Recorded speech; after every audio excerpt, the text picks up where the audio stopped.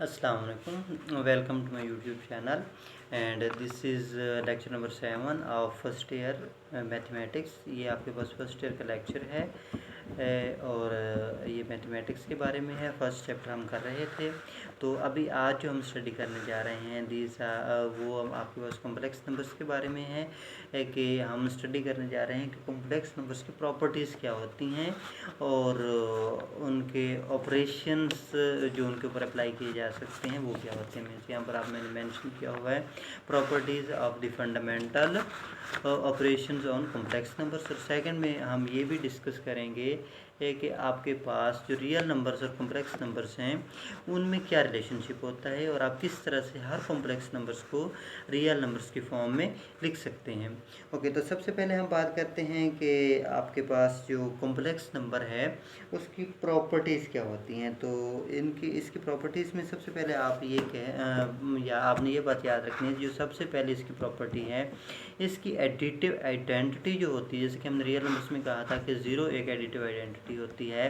तो मैंने आपको पहले भी बताया है कि जो आपके पास कॉम्प्लेक्स नंबर्स होते हैं x प्लस आयोटा y, इसको हम ऑर्डर्ड पेयर के फॉर्म में लिख सकते हैं x कॉमा y, जिसमें x आपके पास रियल पार्ट होता है एंड y आपके पास इमेजिनरी पार्ट होता है। तो इस प्रॉपर्टी को यूज़ करते हुए अब मैं नेक्स्ट जहाँ पर भी x and x comma y use करूँगा तो उसका मतलब यही होगा कि मैं कॉम्प्लेक्स नंबर्स को प्रेजेंट करने की कोशिश कर रहा हूँ। तो जिस तरह से आपको मैंने बताया कि रियल नंबर्स में एक एडिटिव आइडेंटिटी होती है जो कि 0 होती है, इस तरह से कॉम्प्लेक्स नंबर्स में इसकी एडिटिव आइडेंटिटी 0,0 होती है। मीन्स जिसमें रियल एक ऐसा कॉम्प्लेक्स नंबर जिसमें रियल पार्ट भी 0 हो और इमेजिनरी पार्ट भी आपका 0 होना चाहिए।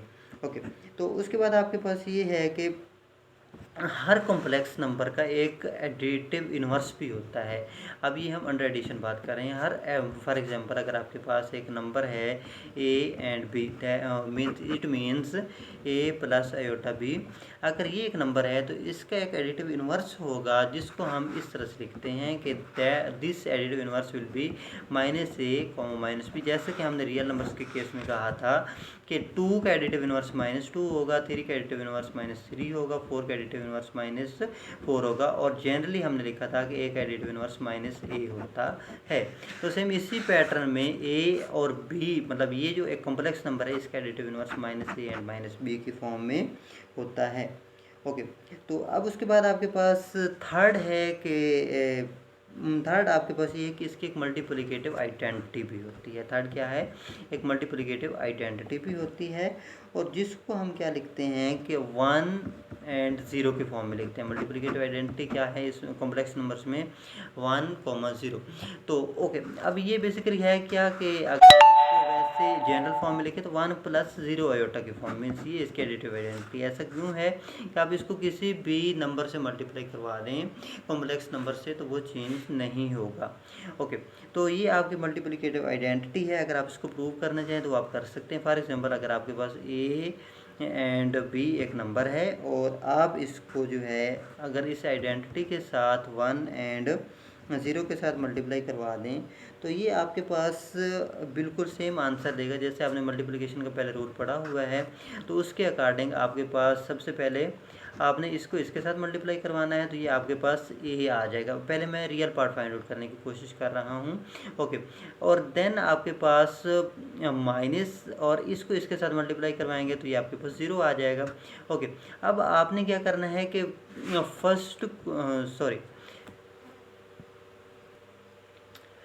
ओके, तो अब आपने जिस तरह से मीन्स आपके पास मल्टीप्लिकेशन के एक रूल है जिसके अकॉर्डिंग अगर आपके पास इस तरह का एक हो 2 रियल नंबर्स हों a + b आयोटा और c + d आयोटा हो और मीन्स हम इसको इस तरह से लिखते हैं a b and c d। तो इनकी मल्टीप्लिकेशन किस तरह से करते हैं आप कि a और आपके पास क्या उसको कहते हैं, आपके पास जो रियल नंबर्स वाली टर्म्स होती हैं वो आपके पास AC - BD होती हैं और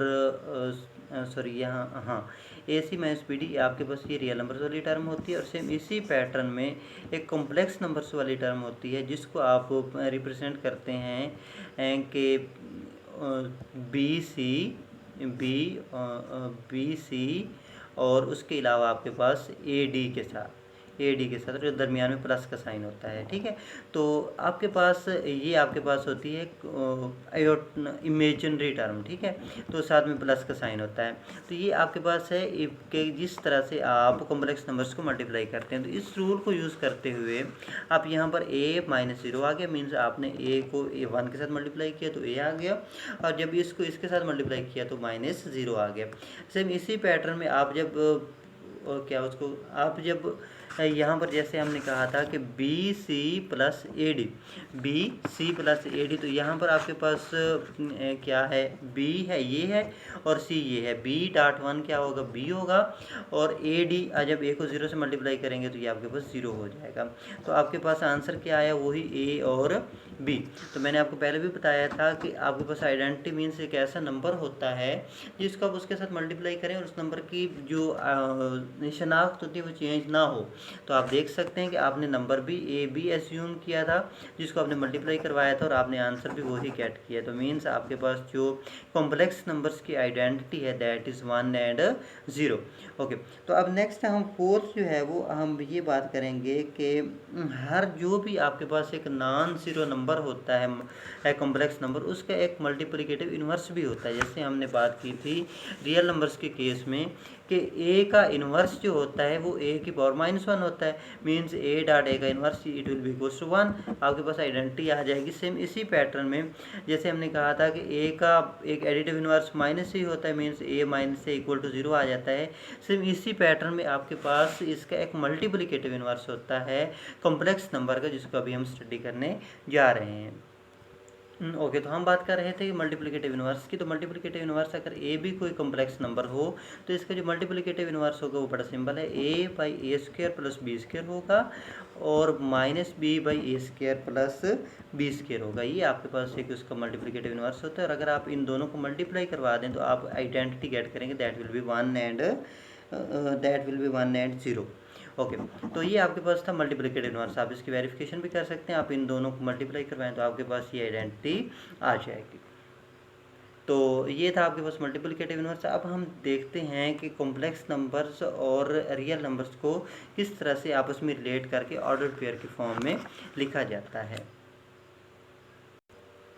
ओके, तो अब हम प्रूव करने जा रहे हैं कि हम किस तरह से a एंड b को इस तरह से लिख सकते हैं, a प्लस आयोटा b की फॉर्म में। तो ये बड़ा ही इंपॉर्टेंट प्रूव है। अगर आप इसको प्रूव करना चाहें तो सबसे पहले आपने क्या करना है, हम जानते हैं कि हम a और अगर हमारे पास कोई ये नंबर है a और 0, तो हम इसको इस तरह से लिख सकते हैं कि that is a simple a। Okay, और इसी तरह से अगर हम सेम पैटर्न में इसको 0 एंड 1 को डिफ़ाइन करें तो आप जानते हैं 0 और 1 जो है ये आपके पास एक तरह का आयोटा ही होता है, एक तरह का किसकी रिप्रेजेंटेशन है, आयोटा की रिप्रेजेंटेशन है। और जब हम 0 एंड 1 इंटू 0 एंड 1 करेंगे तो मीन्स आप आयोटा को आयोटा के साथ मल्टीप्लाई करवा रहे हैं, तो इसका आंसर आपके पास आ जाएगा -1। ओके, अब आप इसको इजीली कैट कर सकते हैं कि a और 0 को हम किस तरह से लिख सकते हैं, a की फॉर्म में, एंड 0 और 1 क्या है, आयोटा। और अगर हम इसको 2 टाइम्स मल्टीप्लाई आपस में करवा दें तो iota multiply by iota means iota square, और ये आपके पास इस तरह से होता है, -1 के इक्वल होता है। अब अगर आप ये देखें a और b, तो इसको हम इस तरह से लिख सकते हैं a and 0 plus 0 and b। आप इसको इस तरह से इजीली लिख सकते हैं कि आप इसमें इसको a और 0 लिख दें और 0 और b, क्योंकि आप जब कॉम्प्लेक्स नंबर्स को ऐड अप करते हैं तो इसको इसमें ऐड करते हैं, इसको इसमें ऐड करते हैं, तो a प्लस 0 a आ जाएगा और b प्लस 0 b आ जाएगा। तो अब अगर हम इसमें से a को कॉमन ले लें तो आंसर क्या आएगा, 1 एंड 0, प्लस जब हम इसमें से b को कॉमन ले लें तो आपके पास आंसर क्या आएगा, 0 एंड 1। ओके, तो अब यहाँ पर आप 1 0 मीन्स तो आपको पता है कि ये 1 ही होता है, बट जब b का b आ जाएगा। अब 0 एंड 1 की हम बताया था कि वैल्यू क्या है, आयोटा के फॉर्म में, क्या है, आयोटा। तो आप 0 एंड 1 की जगह पर आयोटा को पुट कर सकते हैं। तो मीन्स इस तरह से हम ये प्रूव कर सकते हैं a और b जो है आपके पास a प्लस b आयोटा की फॉर्म में लिखे जा सकते हैं। तो ये दोनों इसकी इक्विवेलेंट फॉर्म है, आप ये लिख लें, ये लिख लें, आप ये लिख लें, या आपके पास a प्लस बी आयोटा, या आपको a एंड b लिख लें, इससे कोई फ़र्क नहीं पड़ता, दोनों का मीनिंग सेम ही होता है। तो ये था हमारा आज तक के लिए जो है आई तक का लेक्चर। और इंशाल्लाह नेक्स्ट लेक्चर में हम रियल लाइन के बारे में डिस्कस करेंगे कि रियल लाइन पर किस तरह से हम इसको रियल लाइन पर हम किस तरह से इन कॉम्प्लेक्स नंबर्स को रिप्रेजेंट करते हैं। और फिर हम एक थ्योरम पढ़ेंगे जिसमें अगर आपके पास कोई भी कॉम्प्लेक्स नंबर हो, उसकी कोई भी पावर हो, तो आप उसको किस तरह से वैल्यूएट करते हैं। और इसके अलावा हम ये भी पढ़ेंगे कि अगर आपके पास कोई, जैसे आपने कॉम्प्लेक्स नंबर पढ़ा तो इसकी पोलर फॉर्म क्या होगी, पोलर फॉर्म हम उसको भी स्टडी करेंगे कि एक कॉम्प्लेक्स नंबर को पोलर फॉर्म में किस तरह से लिखा जा सकता है। और अगर किसी कॉम्प्लेक्स नंबर को पोलर फॉर्म में दिया हुआ हो तो हम उसको सिंपल फॉर्म में, मीन्स रियल नंबर्स की फॉर्म में किस तरह से वापस लेकर आ सकते हैं। तो ये सारी चीज़ें हम पढ़ेंगे इंशाल्लाह नेक्स्ट लेक्चर में।